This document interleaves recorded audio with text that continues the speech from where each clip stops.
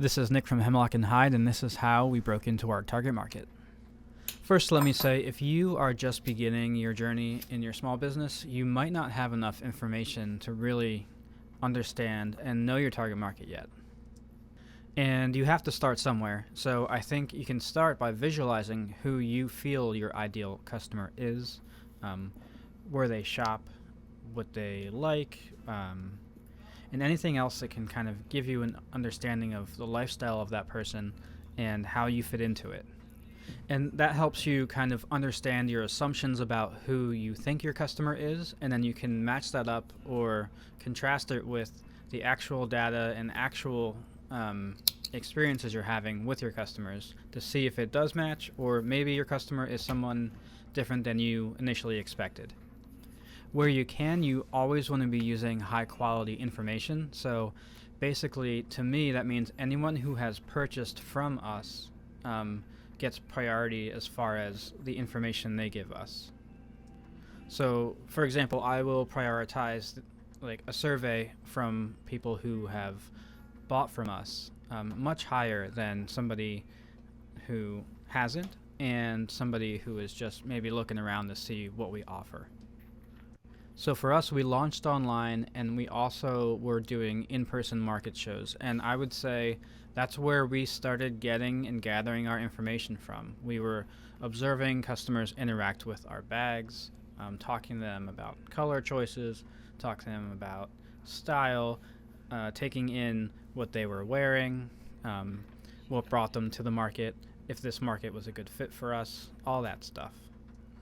And from those observations, we kind of made I would say we made 3 different customer personas that we visualized our bags with.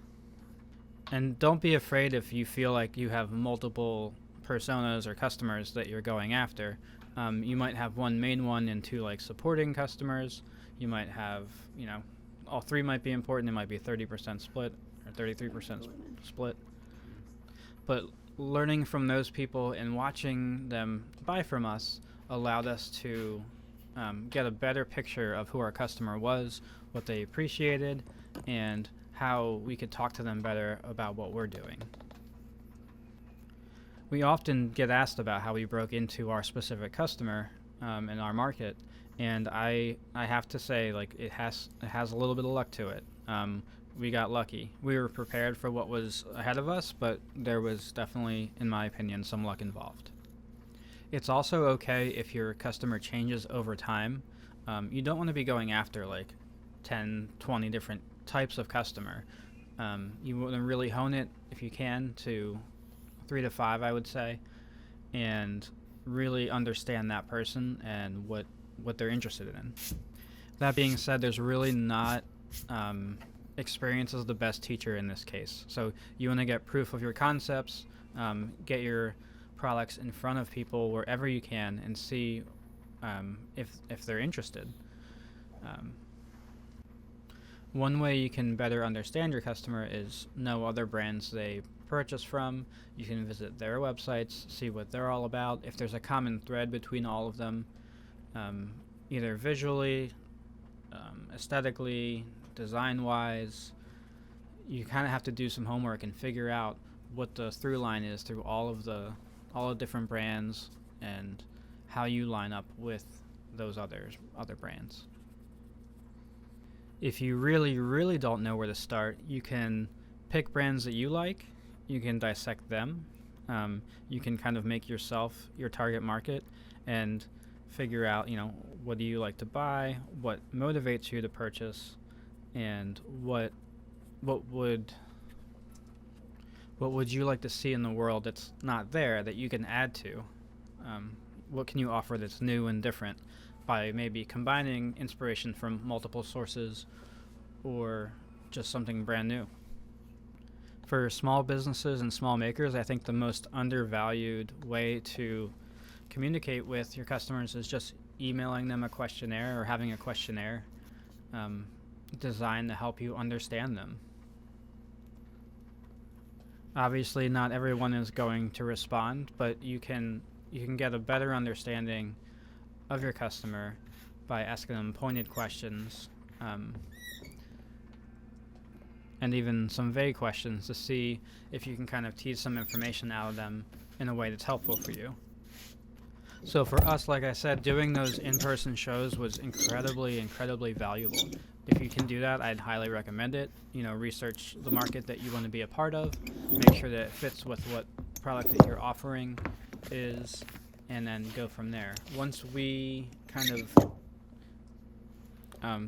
so for us, this is where some of the luck was involved.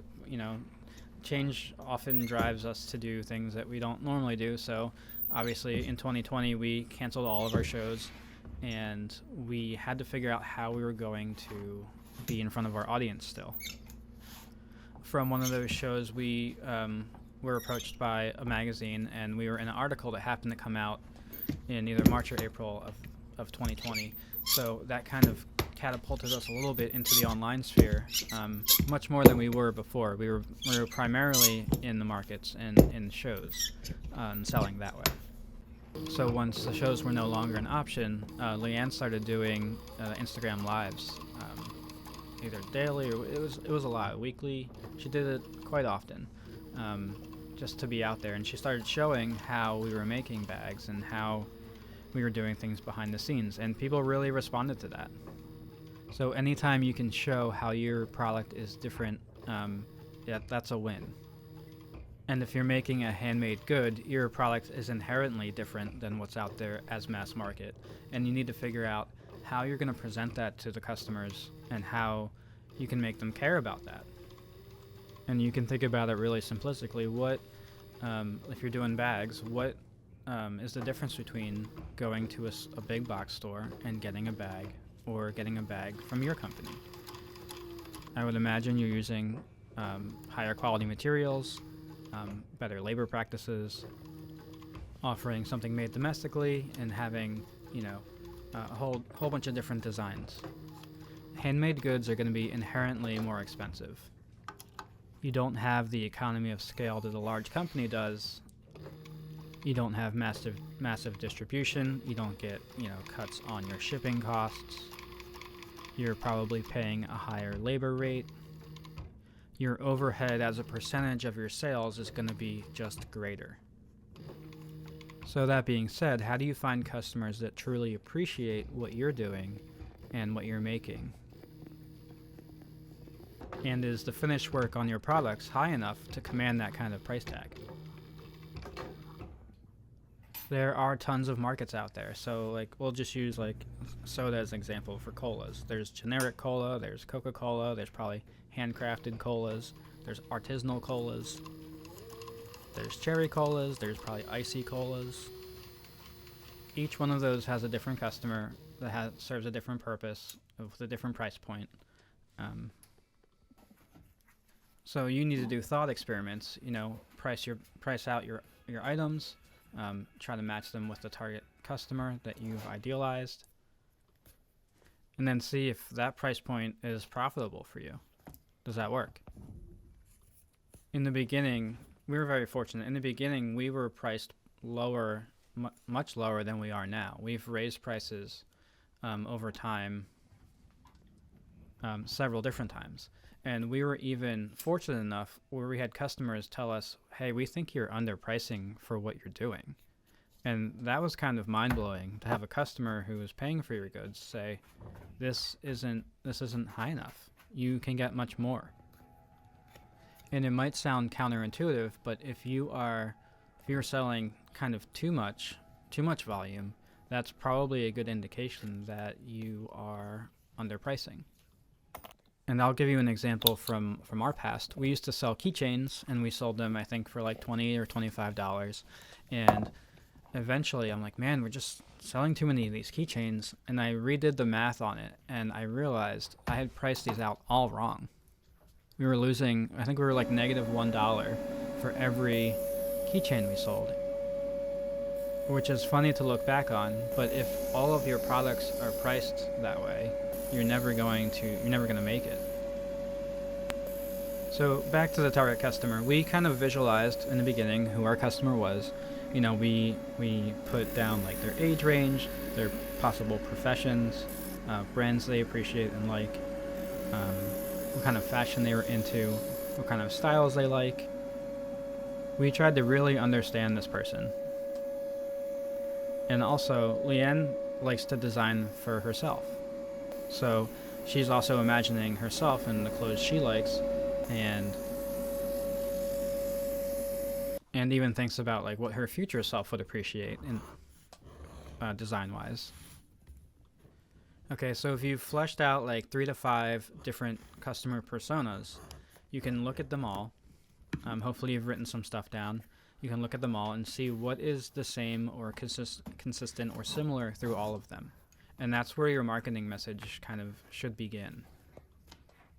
Another thing we do is we're consistently and constantly analyzing, what is selling and why it's selling.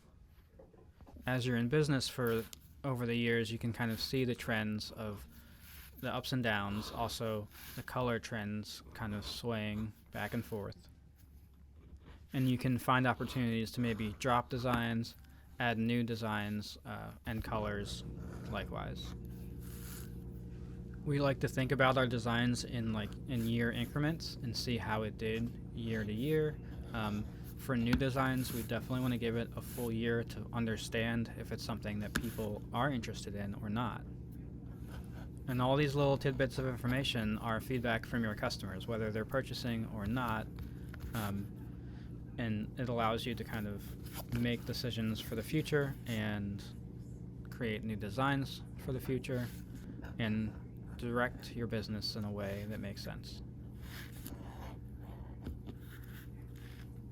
I mentioned earlier that your customer can evolve over time, or you can try to seek out new customers for your products. So for us, we added our fully leather lined milled bags. And for us, that was reaching an even higher price point with a different customer, and we envision some milled bags that might just be milled and not also bridal for us, so they'll just be their own thing. Everything you do is sort of an experiment to figure out if this is going to work. And we're constantly just experimenting.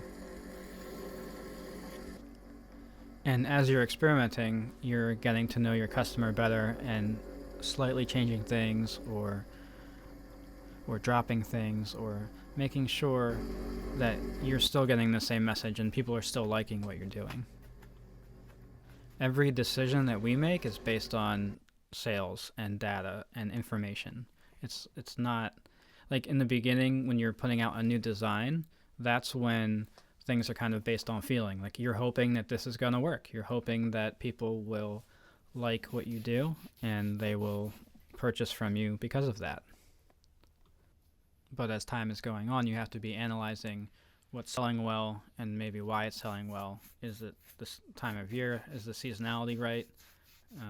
And it's experience over time. I think for maker businesses, you just have to keep an open mind and be willing to experiment and figure out what's really going to work best for you. And that could be where your marketing could be. Are you an email company where you email all the time? Are you a social media based company? Are you a brick and mortar store? You have to use everything that you can do to your advantage. That's why I think at the end of the day, the maker passion is what keeps you in it. It keeps you excited for the future. And if you're able to make some money while you're doing that, that's phenomenal. For us, I view it as an ongoing challenge. Maybe in a few years we'll be going after a completely different target market. Maybe we won't. But what I think is really important is that we keep a very open dialogue with our customers and our followers and allow them to help us and inform us on some of the decision making, while simultaneously having a strong vision for what we want out of our future. I think another tip I have for the maker community and small businesses is that you want to try to get as many repeat customers as you possibly can. So that means someone loved working with you so much that they wanted to get something else from you. That's going to very bluntly make your life a little bit easier because you're not having to reach out to new customers constantly.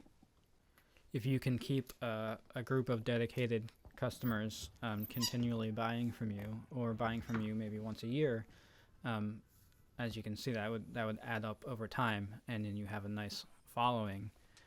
That would make it easier for you to take those extra risks and see if you can expand your customer base in a way that makes sense with your business.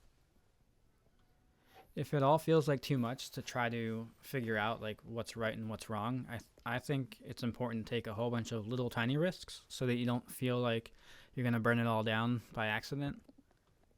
So if you have a product that you know sells well, maybe just try offering it in a different color, or try offering it in a different leather texture. You could try something where you're bundling products together if that makes sense for what you're doing, or having like a seasonality bundle, or something like an everyday carry kit. As you're talking to your customers, they'll let you know like what they would like to see, and that can help you make new products. Sometimes it won't, but that's fine too. It's still good to keep that open conversation. So really for us, I don't feel like we ever really broke into a customer or like a target market.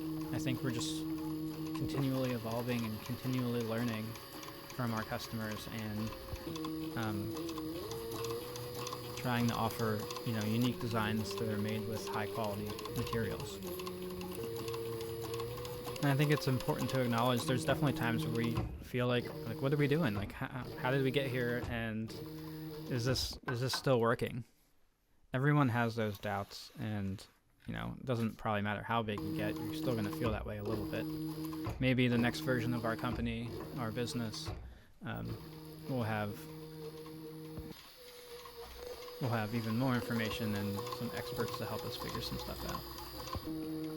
My other piece of advice is to always kind of double down on what is working, and then don't feel the need to hang on to anything that isn't working. Even if it's like you're emotionally attached to it, sometimes it's good just to have a clean slate, and then you can look at what you're offering with a fresh perspective, and that fresh perspective might take you somewhere else. Like we started out with 3 colors. I think it was black, English tan, and I think oak is what we called it. And over time, we've added colors, and we just recently got rid of English tan, which we've had from the very beginning, and only because we also carried another color called sienna, which was like a medium brown, and then replaced that with a burgundy, which is more purpley. So we're about to add chestnut, and if we added chestnut, I think at the beginning, it wouldn't have made as much sense. But now looking at the colors together, we decided chestnut was the right move. Because we had even considered that color earlier on and said, nah, we don't like that. That doesn't make sense. So to wrap it up, I would really suggest that you try to get as much information about your customers as possible. Put together a list of attributes that the customers have if you don't have a lot of sales yet. And then kind of guess and check, see if this customer continually aligns with the person that you have in your head of who your customer is. Another tip I have is to go to stores to find items that are in the price point that you want to be at, and see what the finishes on the product look like. See how you fit into it, and see, are they all raw edges? Are they all finished edges? Are they all a certain size? Like, really dig into the details and see what things you can find that are there, and maybe what isn't there, to let you know like that this is acceptable for this price point, this is acceptable for this. Because you probably would have a hard time finding a raw edge tote bag for, like $5,000 or something like that. You also just have to be willing to learn from your mistakes, and as you go along, change things up. Like we used to carry a bunch of small goods when we were doing in-person shows, and they sold fine there. They sold well. But when we moved to the online catalog, it was all bags. So we really went into bags, the bag category, and expanded our offering there. We just couldn't sell, wallets and belts and whatever online because the competition was so much higher. That's the starting point that most leather workers begin at. They make all the small goods, so it was kind of hard to differentiate ourselves in that market. So we did it in the bag world, because that's what our customers were telling us. So you have to listen with open ears. And if tomorrow customers start buying a different category from us, we'll look at that and try to understand it better. Thanks for listening. If you have an idea for our next video, just leave us a comment.